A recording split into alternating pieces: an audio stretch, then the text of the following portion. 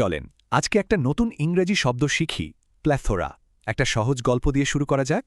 ভাবুন তো, রিনা নামে একটা ছোট্ট মেয়ে আম কিনতে বাজারে গেছে। কি দেখল সে ওখানে? আরে বাস, সামনে দেখে যেন আমের পাহাড়, এত আম যে গুণে শেষ করা যাবে না। এই যে এত বেশি জিনিস, যা হয়তো দরকারের চেয়েও বেশি, ইংরেজিতে একেই বলে প্লেথোরা। তার মানে আমরা বলতে পারি রিনা আ প্লেথরা অফ ম্যাঙ্গোজ দেখেছিল, মানে অনেক অনেক আম। কিন্তু একটা কথা আছে, কোনো কিছু অনেক বেশি থাকা কি সবসময় ভালো? চলুন দেখি। যেমন প্লেথোরা অফ ফ্রেন্ডস থাকা ভালো, কিন্তু প্লেথোরা অফ হোমওয়ার্ক নিশ্চয়ই ভালো না।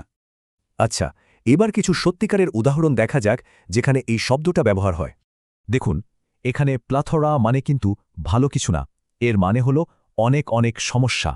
এখানেও দেখুন, প্লেথোরা অফ রেগুলেশনস মানে হল অতিরিক্ত নিয়মকানুন, যা একটা বোঝা হয়ে দাঁড়িয়েছিল।